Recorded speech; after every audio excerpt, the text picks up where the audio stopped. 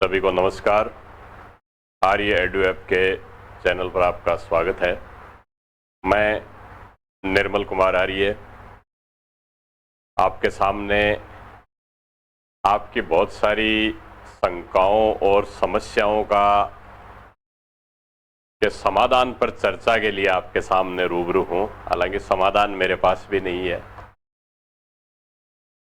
Students पूछते हैं कि सर रिजल्ट कब आएगा। रिजल्ट भी आ जाएगा, 5, 7, 10 दिन और ले लेगा। हालांकि मेरे बिहाफ पे ये कहना,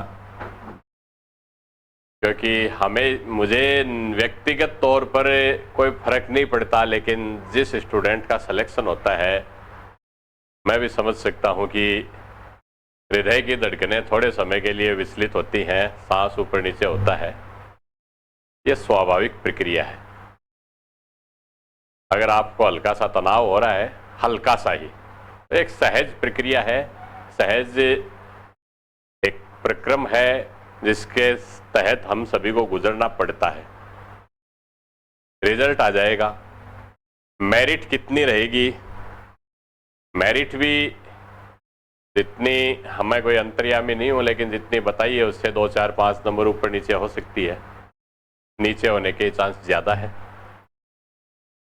मेरा यहाँ पर आज चर्चा का उद्देश्य यह है कि परिणाम भी आ जाएगा, कट ऑफ भी जारी हो जाएगी, फाइनल सिलेक्शन भी कैंडिडेट्स का हो जाएगा। जिनका हो जाएगा उनको आगे असिस्टेंट प्रोफेसर के लिए तैयारी करनी है, तो उसके लिए क्या रणनीति होनी चाहिए, कौन सी पुस्तकें होनी चाहिए। और जो अनफॉर्चुनेटली नहीं हो पाते हैं वो निराश नहीं हो। नाकामयाबी कामयाबी के लिए एक स्टेपिंग स्टोन है, तो वो अपने वक्त का कैसे सदुपयोग करें, इसी के मद्देनजर आज की क्लास में इन सब चीजों पर चर्चा होगी। एक सामान्य सी जानकारी जो मेरे नोटिस में आई है, जो मैंने विश्लेषण किया है, वो मैं आपके साथ शेयर करना चाहूंगा कि इस परीक्षा में 40% का संघर्ष एक बड़ा संघर्ष हो गया है। खासतौर पर स्कूल लेक्चरर में 40% का ये जो संघर्ष है, ये वास्तव में बड़ा संघर्ष हो गया है। और भविष्य में सब्जेक्ट के साथ साथ आपको जीके में 40% को भी अच्छे ढंग से कवर करना होगा। 40% जीके में क्यों नहीं बन पा रहे, और सब्जेक्ट में भी स्टूडेंट पहले जब हम पढ़ते थे उस समय सब्जेक्ट चाहे हिस्ट्री हो, पॉलिटिकल साइंस हो, जियोग्राफी हो, उसमें बहुत अच्छे अच्छे धुरंधर स्टूडेंट्स रहते थे। उसका कारण मुझे लगता है कि 2011-12 के आसपास से आरपीएससी हो या यूपीएससी, इन्होंने सब्जेक्ट वाला पैटर्न हटा दिया प्रीलिम्स में, और सब्जेक्ट के स्थान पर सी सेट पैटर्न या केवल एक जीके का पेपर कर दिया। इसके कारण विषय पर वैसी पकड़ वाले स्टूडेंट्स या उस तरह का तैयारी करने का वैसा एक्सपोजर स्टूडेंट्स को नहीं मिल पाता है। अब ले देकर हमें एक्सपोजर एग्जाम का या तो साल में 1 या 2 बार यूजीसी नेट की एग्जाम से मिलता है, या फिर ऐसा एक्सपोजर हमें 2-3 साल से 4 साल से जब भी स्कूल लेक्चरर की एग्जाम होती है या असिस्टेंट प्रोफेसर की एग्जाम होती है तब हमें मौका मिलता है। इसमें भी जो लोग सेलेक्ट हो जाते हैं वो फिर आगे स्टूडेंट्स को कंपटीशन वो दोबारा एग्जाम नहीं देते हैं, क्योंकि सेलेक्ट हो गया दोबारा देगा नहीं। लेकिन आईएएस और आरएस की प्रीलिम्स में जिस समय सब्जेक्ट होता था, उस समय क्या होता था कि स्टूडेंट इंटरव्यू में भी अगर असफल हो गया या फाइनली सेलेक्ट भी हो गया, उसे अपनी रैंक इम्प्रूव करनी है तो उसे फिर से प्रीलिम्स एग्जाम देनी पड़ती थी, फिर से मेंस एग्जाम देनी पड़ती थी। कहने का मतलब ये हो गया कि अच्छी रैंक पर सेलेक्टेड व्यक्ति को भी, जो आईपीएस पे सेलेक्ट हुआ है उसको भी अगर आईएएस में अगर फिर से ट्राई करनी है तो वो प्रीलिम्स में सब्जेक्ट वाली स्टेप से उसे निकलना पड़ेगा। ऐसी स्थिति में एक अच्छी खासी तैयारी स्टूडेंट्स की हो जाती थी। एक बहुत ही बेहतरीन किस्म की प्रतिस्पर्धी माहौल में स्टूडेंट्स को एक्सपोजर मिलता था, जिसका फायदा विषय को भी होता था। सब्जेक्ट की तैयारी करने वाले स्टूडेंट्स को अच्छी गाइडेंस भी मिल जाती थी और स्टूडेंट्स की खुद की भी बहुत अच्छी तैयारी हो जाती थी। उनको सेल्फ असेसमेंट इवेल्युएशन का हर साल मौका मिल जाता था। खैर, ये तो इसकी मैं कंप्लेन नहीं कर रहा, लेकिन यहाँ पर पिछले कुछ वर्षों में मैं देख रहा हूँ कि उस तरह का एक एक्सपोजर स्टूडेंट्स से नहीं प्राप्त कर पा रहे हैं और इसका खामियाजा बाद में एग्ज़ाम हॉल में भुगतना पड़ता है। ख़ास तौर पर इस बार तैयारी में जब कट ऑफ बता रहे हैं कि 250 के आसपास रहेगी, कोई 255, खैर जो भी रहेगी, लेकिन मुझे लगता है कि एग्ज़ाम का एक्चुअल में कंपटीशन का फील्ड बना ही नहीं और बिना तैयारी किए ही या अच्छा खासा वक्त इन्वेस्ट करने के बावजूद भी उस क्वालिटी पैटर्न की तैयारी किए बिना ही स्टूडेंट्स एग्ज़ाम में एक्सपोज हो गए। खैर, इन सब चीज़ों पर चर्चा करेंगे। अब हम वैसा प्रीलिम्स वाला पैटर्न तो है नहीं, लेकिन हाँ, जीके का पैटर्न अच्छा है। तो ऐसी स्थिति जहाँ पे स्टूडेंट्स को 40% नंबर भी नहीं ले पा रहे हैं, वो स्थिति तो कम से कम नहीं बननी चाहिए, क्योंकि 40% का जो स्कोर है फर्स्ट पेपर में, सेकंड पेपर में, खास तौर पे सब्जेक्ट वाले में तो हो जाता है, लेकिन जीके के फर्स्ट पेपर में 40% का स्कोर नहीं हो पा रहा है, तो आप अपनी तैयारी को ब्रश अप रखने के लिए जीके के लिए यूपीएससी या आरएस प्रीलिम्स इस तरह की एग्ज़ाम देते रहें। अपने आप को एक्सपोज कीजिए, अपने आप को एक्सपोज करो। हाई कॉम्पिटिटिव जोन में जाने के लिए आप मेंटली प्रिपेयर रहो और उसकी तरफ देखो, तैयारी करो, कम से कम फार्म भरो, एग्ज़ाम दे के आओ। आपको ये 40% वाली समस्या नहीं रहेगी। फिर 40% किस तरह से प्राप्त करें, इसके लिए मैं अलग से बाद में फिर कभी चर्चा करूंगा। आज मेरा उद्देश्य है विषय के ऊपर चर्चा करना। यहाँ पर 2 तरह की स्ट्रेटजी हम बना सकते हैं। पहली स्ट्रेटजी है लॉन्ग टर्म प्रिपरेशन। रिजल्ट कब आएगा, कितनी कट ऑफ रहेगी, इन सब चीज़ों पर चिंतन मनन या मंथन करने की बजाय पढ़ने की आदत को अपनी एक लत बना लो, इसे अपनी हॉबी बना लो कि आपको कुछ न कुछ नया पढ़ना है, कुछ न कुछ नया सीखना है, रोजाना कुछ न कुछ नया करना है। क्योंकि जो स्टूडेंट लंबे समय से तैयारी कर रहे हैं, irrespective of the fact that कि रिजल्ट कब आएगा, कैसे आएगा, विज्ञप्ति कब आएगी, कैसे आएगी, इन सब चीज़ों से प्रभावित हुए बिना जो तैयारी कर रहे हैं, वो स्टूडेंट संख्या में कम ही रहेंगे, 5-10% ही हैं, लेकिन सिलेक्शन का रेशियो भी 5-10% स्टूडेंट ही सेलेक्ट होते हैं। तो सिलेक्शन के ज़्यादातर चांस उन स्टूडेंट्स के हैं जिनकी लॉन्ग टर्म प्रिपरेशन है, तैयारी दीर्घ अवधि की कर रहे हैं, प्रॉपर स्ट्रेटजी के साथ कर रहे हैं। तैयारी की दोनों तरह की अप्रोच सही है।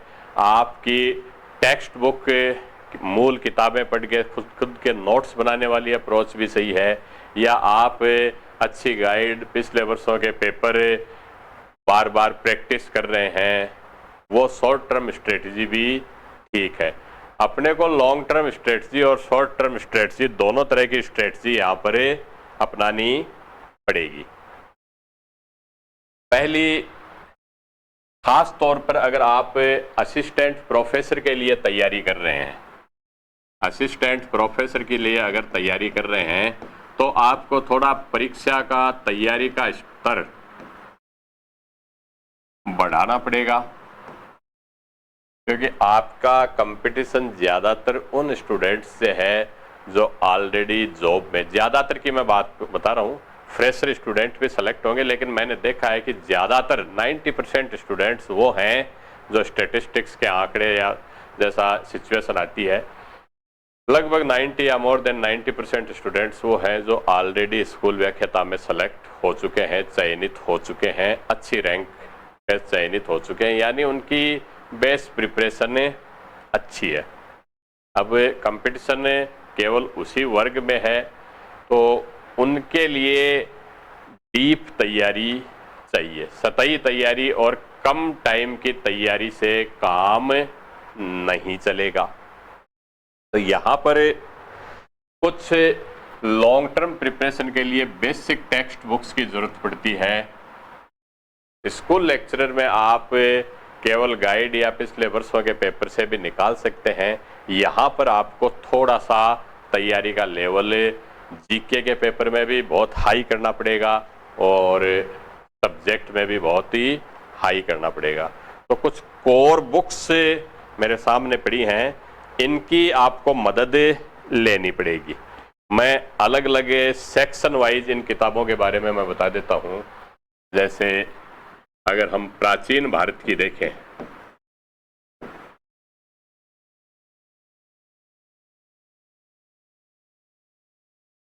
प्राचीन भारत की अगर किताब देखें तो प्राचीन भारत की किताबों में या किसी भी कालखंड की क्यों नहीं हो, सबसे पहले आपको NCERT की बुक्स को बार बार पढ़ना है और उसके अपने नोट्स बनाने हैं। NCERT की किताब में पुरानी वाली NCERT आजकल अवेलेबल नहीं है, लेकिन आप नेट पे देखोगे तो उसके भी आपको बहुत सारे PDF वर्जन मिल जाएंगे, हिंदी इंग्लिश दोनों तरह के वर्जन मिल जाएंगे। वो प्रिंट निकलवा लो आप और उसकी बाइंडिंग करा के पुरानी वाली NCERT जो रामशरण शर्मा की थी वो भी ले लो और नई वाली NCERT भी ले लो। NCERT जरूरी क्यों है? NCERT की जरूरत इसलिए है कि इसमें एक स्टैंडर्ड मानक ओपिनियन जो विद्वानों के समूह द्वारा किसी भी चीज़ पे मानी गई है, वो डायरेक्शन आपको यहाँ से मिलते हैं और कुछ इस तरह के रेयर तथ्य भी आपको मिल जाते हैं। इतिहास में हालांकि विवादित तथ्य भी काफ़ी होते हैं। NCERT की किताब में भी नई पुरानी में भी कुछ फैक्ट इस तरह के हो सकते हैं जो एक दूसरे से टैली न करें, लेकिन हमें विवादित चीज़ों के अलावा भी बहुत ज़्यादा एरिया ऐसा है जहाँ पर हम वर्क कर सकते हैं। दूसरा जो किताब मुझे जो अच्छी लगी, पिछले 8-10 वर्ष के अगर आप किसी भी एग्ज़ाम में, चाहे वो UGC नेट हो, चाहे किसी भी स्टेट की असिस्टेंट प्रोफेसर की एग्ज़ाम हो या RPSC की हो, स्कूल व्याख्याता या कहीं भी एग्ज़ाम हो, उसमें ये जो पुस्तक है ये प्राचीन भारत की उपेंद्र सिंह इसके लेखक हैं और पुस्तक का नाम है प्राचीन एवं पूर्व मध्यकालीन भारत का इतिहास। खास तौर पर मैं असिस्टेंट प्रोफेसर के लिए बता रहा हूँ। तो प्राचीन भारत की ये जो पुस्तक है उपेंद्र सिंह की, ये आपके पास ज़रूर होनी चाहिए, क्योंकि ये लगभग इसका जो हिंदी वर्जन है इसमें लगभग 750 के लगभग पेज है और इंग्लिश वर्जन में 1050 के लगभग इसमें पेज हैं। और ये किताब आपको बेसिक, जहां कहीं पे भी कंसेप्ट की चीज़ों की, बेसिक कंसेप्ट की चीज़ों में कहीं क्लैरिटी की ज़रूरत पड़ेगी, उसमें ये एक लाइट हाउस का काम कर सकती है, संकेत देने का काम करेगी। कुछ तथ्य भी इसमें ऐसे हैं, कितने ही आप अन्य किताबों से, इस पर आधारित अन्य किताब या गाइडों से पढ़ लें, आप इसके ऊपर बेस्ट अगर कोई गाइड भी बनाओगे तो प्राचीन भारत की 700-800 पन्नों की एक गाइड बन जाएगी। तो आप इसी से आप पढ़ने की कोशिश करें, क्योंकि बहुत सारी चीज़ें इसमें, ख़ास तौर पर इस किताब में मैप और इस तरह के जो अंदर बॉक्स दे रखे हैं, इनमें से तो एज इट प्रश्न आते हैं। प्राचीन भारत की ये एक बहुत ही अच्छी मानक पुस्तक है। हालांकि ये असिस्टेंट प्रोफेसर के लिए मैं बता रहा हूँ, स्कूल व्याख्याता के लिए इतना हाई डिफ़िकल्टी लेवल अभी नहीं आने लगा है, लेकिन जो स्टूडेंट दीर्घकालीन तैयारी कर रहे हैं उनके लिए मैं किताब वाली अप्रोच के साथ मैं ये चीज़ बता रहा हूँ। इसके बाद में मैं गाइड वाली अप्रोच भी आपको बताऊंगा, तो वो ये किताब ज़रूर पढ़ें। तो ये एक तो ये किताब हो गई। दूसरी किताब अगर हम देखें तो दूसरी किताब प्राचीन भारत की, ये मेरे पास एक दुर्लभ, हालांकि लगभग 25 वर्ष पुराना ये वर्जन है, जीर्ण शीर्ण हालत में हो चुकी है, प्राचीन भारत का इतिहास झा और श्रीमाली। ये हिंदी माध्यम कार्यान्वयन निदेशालय की किताब है। तो हिंदी माध्यम कार्यान्वयन निदेशालय की किताब तो आप प्राचीन, मध्य और आधुनिक तीनों कालखंड की ले लीजिए, झा और श्रीमाली। ये किताब आपके पास होनी चाहिए। एनसीईआरटी की जो बुक हैं, ये चाहे प्राचीन भारत की हो, चाहे आधुनिक की, मध्य की, ये सारी किताबें आपके पास होनी चाहिए।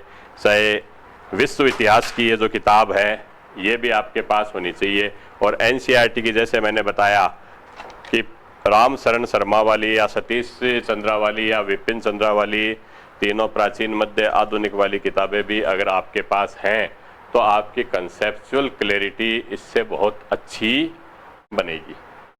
इसके अलावा प्राचीन भारत की दो और किताबें आप टैली कर सकते हैं, ये भी अच्छा प्रयास है। एक तो है पप्पू सिंह प्रजापति की प्राचीन भारत, ये इतनी किताबें असिस्टेंट प्रोफेसर के लिए ज़रूरी हैं। सामान्य आपको स्कूल व्याख्याता में इससे कम में भी काम चल जाएगा, लेकिन जिनको पढ़ने की आदत है मैं उनके लिए बता रहा हूँ। हर आदमी से इतना पढ़ा नहीं जाता है, हर आदमी का डाइजेशन, मेंटल डाइजेशन कैपेसिटी भी इतनी नहीं है, लेकिन कोशिश करो, आप बढ़ाइए अपने इस प्रतिस्पर्धा के स्तर को, आप बढ़ाइए। तो ये इस किताब से भी आपको काफ़ी इंफॉर्मेशंस मिल जाती हैं। इसके अलावा प्राचीन भारत की ये जो किताब है सौरभ चौबे, ये यूनिवर्सल बुक्स की है, उत्तर प्रदेश का पब्लिकेशन है, इससे भी आपको काफ़ी जानकारी इसमें मिल जाएंगी। सौरभ चौबे, इससे आपको पर्याप्त मात्रा में ये जानकारियाँ मिल सकती हैं। जो गाइड आपके पास कोई भी है, ज़्यादातर के पास हमारी वाली आर्य भारतीय इतिहास की गाइड है, उसको बेस बना के इनके बेसिस पे आप फैक्ट्स को ऐड करते रहिए और अपने जो नोट्स हैं वो बनाइए, उनको ब्रश अप करते रहिए और पिछले वर्षों के पेपर देखते रहिए। असिस्टेंट प्रोफेसर में चूँकि सीटें कम रहती हैं, पिछली बार तो शायद 50 सीटें थी, उससे पहले 90 के लगभग सीटें थी, इस बार सुन रहे हैं लगभग 170-75 के लगभग सीटें आएंगी। कम आए या ज़्यादा है, तैयारी सभी करेंगे, सभी फॉर्म भरेंगे, लेकिन सिलेक्शन उन्हीं का होगा जो दीर्घकालीन तैयारी का अपना पैटर्न अपनाएंगे। तो चलिए अब मध्यकाल में हम चलते हैं। मध्यकाल की जो पुस्तक है,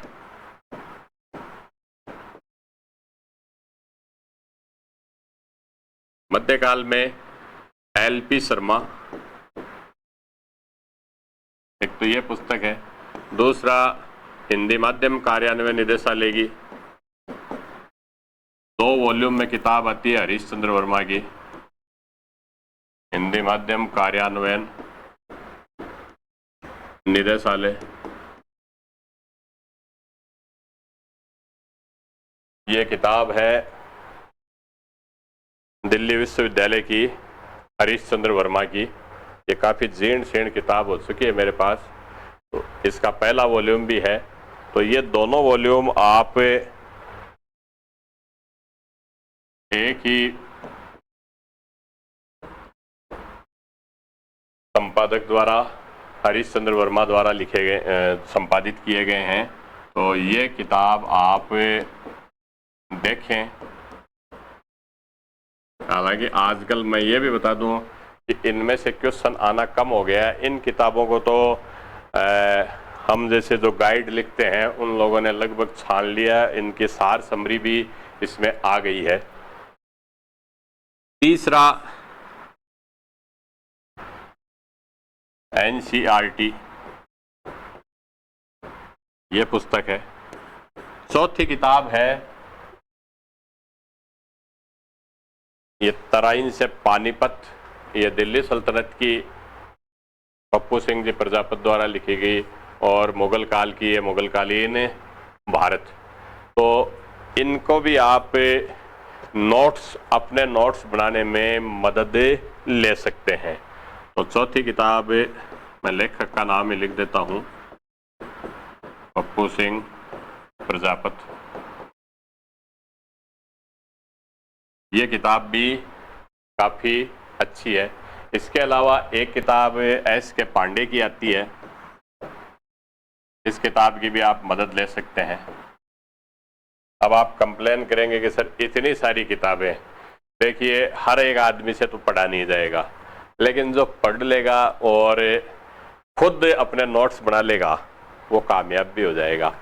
सफलता, क्योंकि सीटें कम है, स्कूल लेक्चरर की तरह लगभग 700, 800, 1000, 1200 ऐसी सीटें नहीं आएंगी। सीटें 100, 125, 150 के लगभग ही रहेंगे। इस बार तुलनात्मक रूप से ज़्यादा रहेंगी, लेकिन जो पढ़ लेगा उसकी पार पड़ जाएगी, उसकी नैया पार हो जाएगी। तो ये किताब इम्पोर्टेंट किताब है।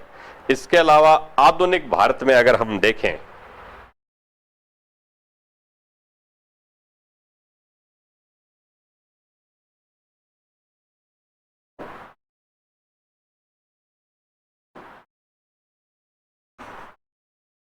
आधुनिक भारत में वही NCERT,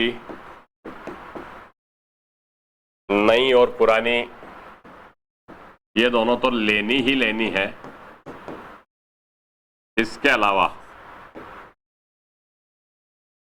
राम लखन शुक्ला की आधुनिक भारत है, राम लखन शुक्ला, इनकी आधुनिक भारत है, हिंदी माध्यम कार्यान्वयन निदेशालय की ये पुस्तक है। इसके अलावा अगर आप देखना चाहें तो विपिन चंद्रा का फ्रीडम मूवमेंट वाली किताब है। इनकी किताब 1857 से 1947 के कालखंड के लिए है। ये किताब भी अच्छी किताब है। इसमें से कुछ वर्षों पहले तक तो लाइन टू लाइन क्वेश्चंस इसमें से आते थे। बहुत सारी चीज़ों के बारे में आपके कंसेप्चुअल जो भी चीज़ें हैं, उदाहरण हैं, वो इस किताब के ज़रिए बड़ी आसानी से स्पष्ट हो जाती हैं। इसके अलावा शेखर बंदोपाध्याय की एक किताब है प्लासी टू पार्टीशन, यानी प्लासी से पार्टीशन तक जो किताब है, ये शेखर बंदोपाध्याय की है। ये किताब भी अच्छी किताब है। मेरे पास इसका इंग्लिश वर्जन पड़ा है और इस इंग्लिश वर्जन में इसको लगभग मैंने आधा के लगभग पढ़ा है। अच्छी चीज़ें इसके अंदर दे रखी हैं, लेकिन हिंदी में भी ये किताब अवेलेबल है, तो इस किताब की भी मदद ले सकते हैं। और बेसिक चीज़ों के लिए आप देखें तो यशपाल और ग्रोवर की जो किताब आती है उससे भी आपको काफ़ी मदद मिल सकती है। खैर, यहाँ पर जो तैयारी करने वाले स्टूडेंट्स हैं उनकी बेसिक सारी चीज़ें क्लियर हैं। मैं केवल कम्पिटिटिव एज देने वाली किताबें आपको बता रहा हूँ। किताबें बहुत ज़्यादा पढ़नी पड़ेगी, असिस्टेंट प्रोफेसर में जाना है, खुद को इस चीज़ के लिए पूरा जी जान से आपको झोंकना पड़ेगा। हार्ड वर्क का कोई शॉर्टकट नहीं है। खुद करके सीखोगे तभी एग्ज़ाम हॉल में उसको प्रॉपर अप्लाई कर पाओगे। मैं बार बार ये कहता हूँ कि खुद के बनाए हुए नोट्स से आपको इसमें ऐड करने पड़ेंगे। आगे जो इसको याद करने के लिए जो अन्य चीज़ें हैं वो तो खैर मैं आपको बताऊंगा ही बताऊंगा। फिर अगली किताब है, अगर हम देखें पार्ट देखें, विश्व का इतिहास।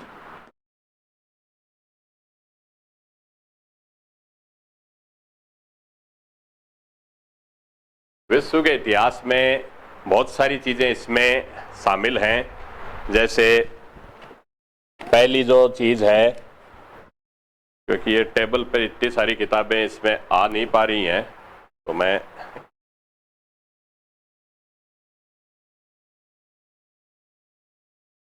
अगर डिटेल में पढ़ना है तो जैन एंड माथुर, इसके बाद में अरविंद भास्कर की किताब है इससे, और लास्ट टाइम में एग्ज़ाम के टाइम में आपको ब्रश अप करना है तो ये आर्य विश्व इतिहास। इन तीनों किताबों से आप तैयारी कर सकते हैं।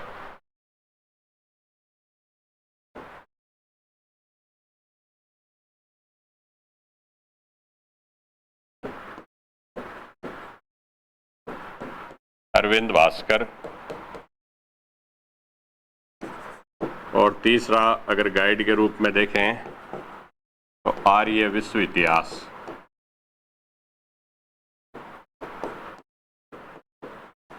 याद चीज़ें आपको तभी रहेंगी जब आप पिछले वर्षों के पेपर्स बार बार सॉल्व करोगे, क्योंकि वो आपको एग्ज़ाम हॉल जैसा एक्सपीरियंस देंगी। प्रत्यक्ष अनुभव स्थायी स्मृतियां बनाता है, और हमें इसी साइकोलॉजिकल सिद्धांत के ऊपर ही चलना पड़ेगा।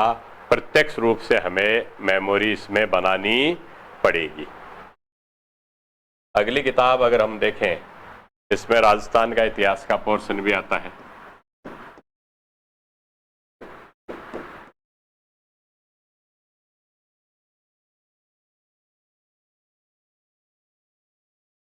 राजस्थान के इतिहास में देखा जाए, ओरिजिनल रेफरेंस बुक के रूप में देखें गोपीनाथ शर्मा। एक किताब नाथ पब्लिकेशन में निकली है, ये अच्छी गाइड है, इसके लेखक है पवन भौरिया, असिस्टेंट प्रोफेसर। इससे भी अच्छा आप वर्कआउट कर सकते हैं। बाकी राजस्थान की तैयारी के लिए ओरिजिनल अगर आपको राजस्थान हिंदी ग्रंथ अकादमी की कुछ किताबें मिले जिनमें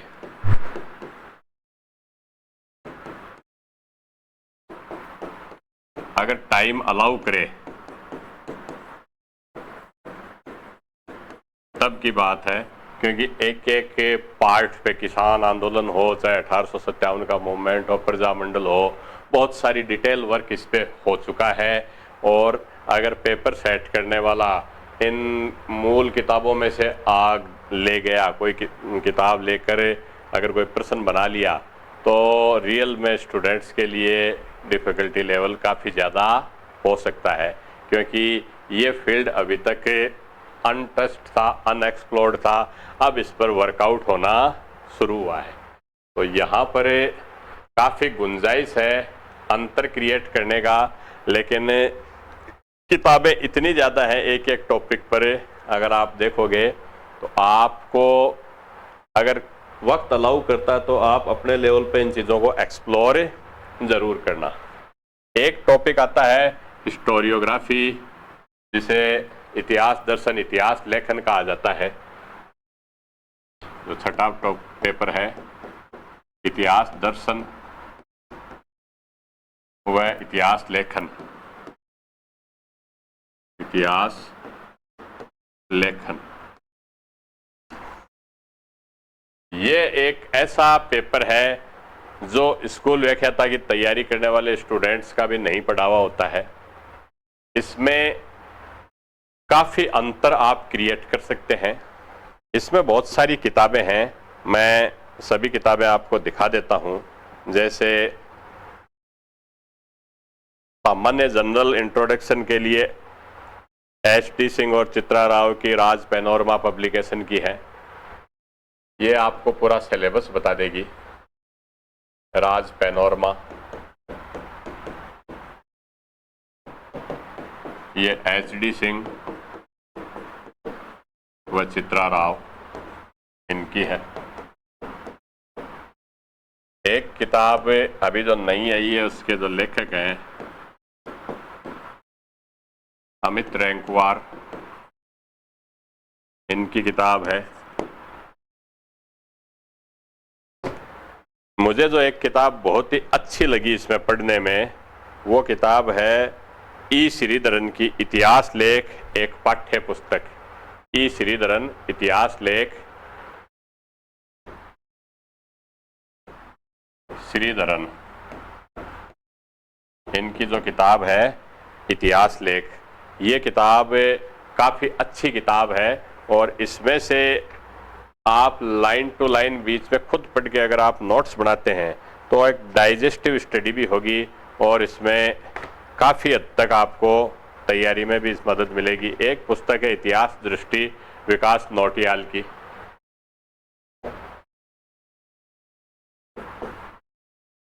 विकास नौटियाल। तो इन किताबों के माध्यम से जो लॉन्ग टर्म तैयारी करना चाहते हैं, इसके अलावा भी बहुत सारी किताबें हैं। जैसे अगर इंग्लिश मीडियम की कोई तैयारी करना चाहता है तो एक किताब है history, its theory and method, B Sheikh Ali. अब मुझे पता नहीं कि ये किताब अब अवेलेबल है या नहीं है, मेरे पास बहुत बरसों पुरानी ये पुस्तक है और इसका कवर भी मैं आपको दिखा देता हूँ। History, its theory and method, ये बी सैक अली कोई साउथ इंडिया के शायद हैदराबाद या किसी यूनिवर्सिटी के वाइस चांसलर थे। तो ये किताब इंग्लिश मीडियम की स्टूडेंट्स के लिए और कुछ बेसिक कंसेप्ट के लिए ये किताब काफ़ी अच्छी है। तो ये तो रही बहुत हार्ड वर्क करने वाले स्टूडेंट्स के लिए अप्रोच, जो लगातार पढ़ने की आदत रखते हैं और जिनका टारगेट केवल स्कूल लेक्चरर नहीं है, नहीं सॉरी कॉलेज लेक्चरर या असिस्टेंट प्रोफेसर नहीं है, सॉरी केवल स्कूल लेक्चरर नहीं है बल्कि कॉलेज लेक्चरर या असिस्टेंट प्रोफेसर भी बनना जिनका टारगेट है। केवल स्कूल लेक्चरर जिनका टारगेट है उनको इतनी सारी चीज़ें पढ़ने की आवश्यकता शायद नहीं पड़े, लेकिन फिर भी अगर पढ़ने की खाली टाइम में आप आदत डाल लेते हो तो ये काम बहुत ही अच्छा रहता है। अब एक जो दूसरा अप्रोच है जो मैं बताता हूं कि कम टाइम में कैसे चीज़ों को पढ़ा जाए, ये अप्रोच तो time honoured full proof approach है, लेकिन इसमें आपको हार्ड वर्क और टाइम डिवोशन, डेडिकेशन, ये सारी चीज़ें बहुत ज़्यादा मात्रा में चाहिए।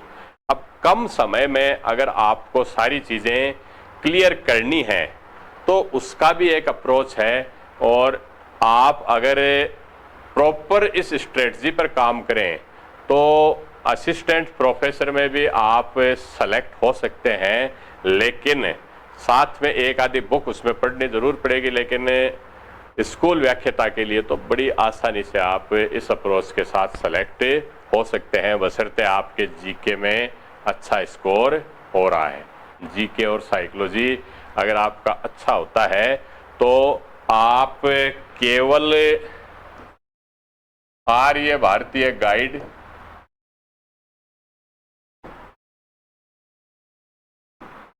भारतीय इतिहास और इसी की विश्व इतिहास,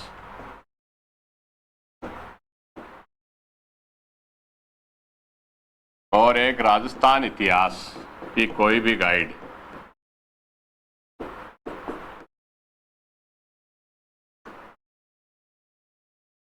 इससे भी आप सफलता प्राप्त कर सकते हैं। खैर लास्ट टाइम में तो असिस्टेंट प्रोफेसर वालों को भी मैं सुझाव यही दूंगा कि महीना भर एग्ज़ाम का रहे तो आपको इस किताब को रिवाइज ज़रूर करना है। साथ साथ पढ़ते टाइम अपने नोट्स बनाते समय भी इस किताब की मदद लेना है, क्योंकि ये डायरेक्शन दिखाती है आपको, ये बताती है कि कैसे हमें तथ्य छांटने हैं, कैसे इनको अरेंज करना है। तो अगर इसकी आप मदद ले सकते हैं तो ये बहुत अच्छी चीज़ है।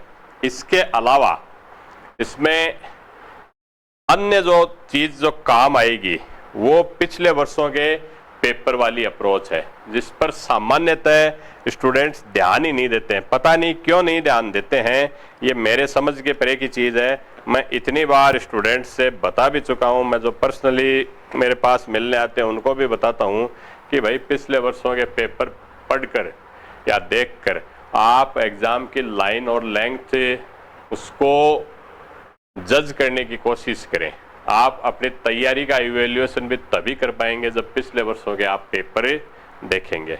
अब मेरे पास कुछ कलेक्शन है पिछले वर्षों के पेपर के, मैं आपको दिखा देता हूँ। ये यूथ का है, इतिहास के। आपको इसके जितने भी मिले, 1 2 3 जितने भी एडिशन मिले आप ले लो। आपको कम से कम पेपर्स कैसे बनते हैं, क्वेश्चंस कैसे बनते हैं, पढ़ी हुई चीज़ के आधार पर आप उन क्वेश्चंस को सॉल्व कर पाते हैं या नहीं कर पाते हैं, कम से कम एक इस तरह का आइडिया रहेगा। तो अगली जो अप्रोच है वो है पिछले वर्षों के पेपर।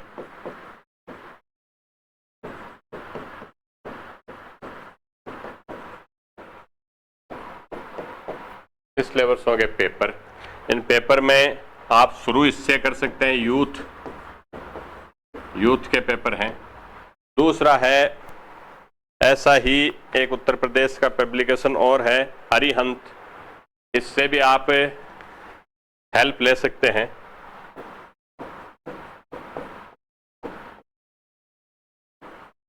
इसके अलावा एक वस्तुनिष्ठ इतिहास, ये क्लासिक प्रिंट सीरीज से पप्पू सिंह प्रजापति, कुलदीप फैनिन और अरविंद भास्कर इन्होंने निकाली है, तो इससे भी आप मदद ले सकते हैं। अरविंद भास्कर, कुलदीप फैनिन और पप्पू सिंह प्रजापति। तो पप्पू सिंह प्रजापति, अरविंद भास्कर,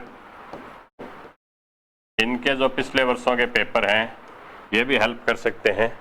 और इसी तरह सीकर के एक पब्लिशर है, नाथ पब्लिकेशन, ये भी हिस्ट्री के ऑब्जेक्टिव टाइप के क्वेश्चन से ये निकालते हैं। तो किताब मेरे पास से रखी हुई थी, मुझे मिली नहीं, वरना मैं उसका भी आपको कवर पेज दिखाता।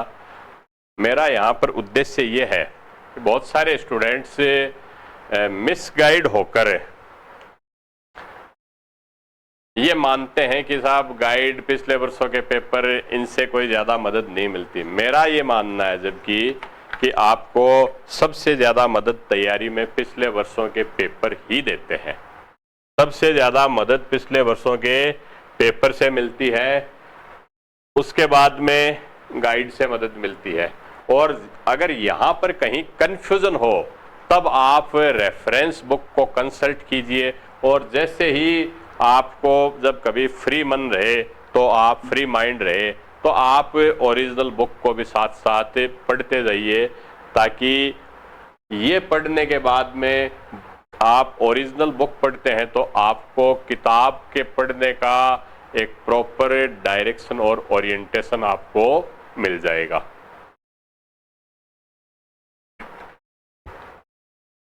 बिना पिछले वर्षों के पेपर हल किए हुए या उनको देखे हुए मेरा पता नहीं क्यों विश्वास है, अगर आप केवल किताब पढ़ते हो और पिछले वर्षों के पेपर सॉल्व नहीं करते हो, देखते नहीं हो, तो केवल किताब पढ़ने से तो शायद 10 साल तक किताब पढ़ लो, आप एकेडमिक डिबेट में भाग ले सकते हैं, डेस्क्रिप्टिव टाइप के क्वेश्चंस लिख सकते हैं, लेकिन ऑब्जेक्टिव टाइप के क्वेश्चंस को पढ़ने का माइंडसेट, उनको हल करने का माइंडसेट आप विकसित नहीं कर सकते। ये बिल्कुल वैसा ही है कि टेस्ट मैच के बहुत अच्छे प्लेयर T20 फॉर्मेट में सेट नहीं हो सकते। अगर आप सुनील गावस्कर को T20 फॉर्मेट के लिए तैयार करोगे या T20 वाले को टेस्ट मैच फॉर्मेट के लिए तैयार करोगे, वो नहीं हो पाएगा। आज की जो कंपटीशन ऑब्जेक्टिव टाइप की जो एग्ज़ाम है वो 2020 टाइप का मैच है। या मैं पहले भी कई बार कह चुका हूँ कि फुटबॉल का पेनल्टी शूट आउट से निर्णय होने वाला एक प्रक्रिया है ऑब्जेक्टिव टाइप की एग्ज़ाम। जो जितनी ज़्यादा पेनल्टी शूट आउट की प्रैक्टिस कर लेगा उतना ही कामयाब हो जाएगा। तो पिछले वर्षों के पेपर्स को आप टॉप प्रायोरिटी दो। मार्केट में यूथ, अरिहंत, पप्पू सिंह जी की और नाथ पब्लिकेशन की या और भी XYZ किसी की भी हो, ज़्यादा से ज़्यादा एक आधी तथ्य की गलती हो सकती है। उस गलती को सुधारने में आपका जो एक्टिव इन्वॉल्वमेंट होगा वो आपकी लर्निंग को कंस्ट्रक्टिव बनाएगा, अधिगम को सार्थक भी बनाएगा, आपको याद भी रहेगा। तो ये दोनों अप्रोच हैं। इसमें ये जो अप्रोच है ये कम समय वाली अप्रोच है और आप शुरू भी अगर कोई भी स्टूडेंट तैयारी शुरू करता है तो सबसे पहले इस अप्रोच के साथ शुरू करें और इस अप्रोच को पूरा करने के बाद अगर आपको टाइम और सर्कमस्टांसेस अलाउ करती हैं तो आप बुक वाली अप्रोच पे चलें। मैं स्कूल लेक्चरर के लिए कह रहा हूँ, बाकी असिस्टेंट प्रोफेसर के लिए तो जो स्टूडेंट सेलेक्ट हो चुके हैं वो इस अप्रोच को पहले अपना ही चुके हैं, इसी के बेसिस पे सेलेक्ट हुए हैं, उनको तो वो पिछले जो मैंने अप्रोच बताई कि दीर्घकालीन अप्रोच उसी पे चलना पड़ेगा और कोई ऑप्शन नहीं है। हाँ, उन्होंने अगर उस अप्रोच पे आधा भी चल चुके हैं तो एग्जाम हॉल में या एग्जाम के टाइम में जैसे ही समय नजदीक आएगा लास्ट के 1 महीने में वापस आपको इसी अप्रोच पे शिफ्ट होना है, इसमें कोई दो राय नहीं है। मैं फिर से बता दूं कि असिस्टेंट प्रोफेसर के लिए तैयारी करने वाले स्टूडेंट्स को लास्ट के 1 महीने में तो इसी अप्रोच पे आपको वर्क करना है। बाकी टाइम में आप दीर्घकालीन, चूँकि आपकी बेसिक प्रिपरेशन हो चुकी है, इसलिए आप दीर्घकालीन अपनी तैयारी किताबों के माध्यम से जारी रखें। जो फ्रेश स्टूडेंट हैं उनको शुरू इसी से करना है, क्योंकि शुरू में ही आप किताबों में उलझ जाओगे तो सब्जेक्ट में अपेथी, अरुचि विकसित हो जाएगी।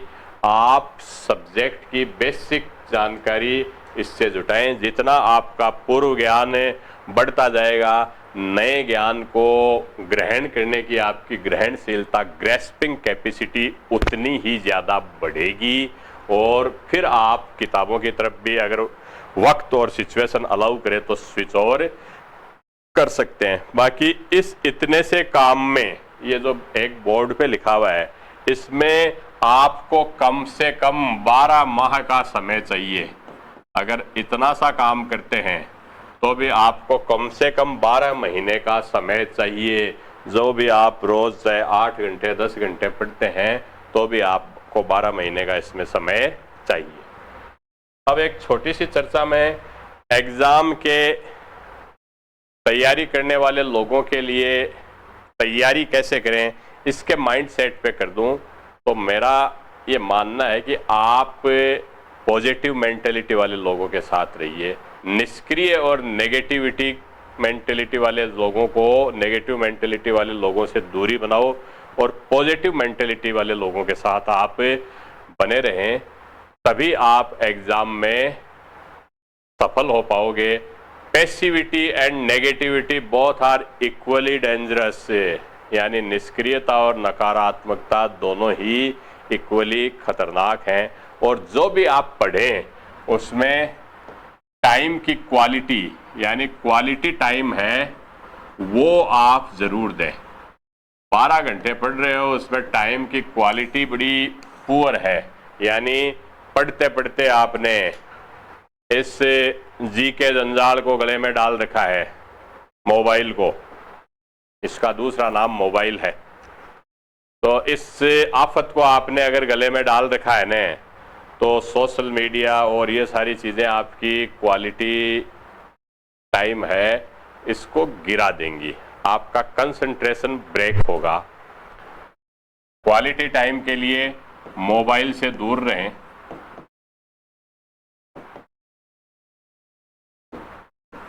और कम से कम 8 घंटे सोना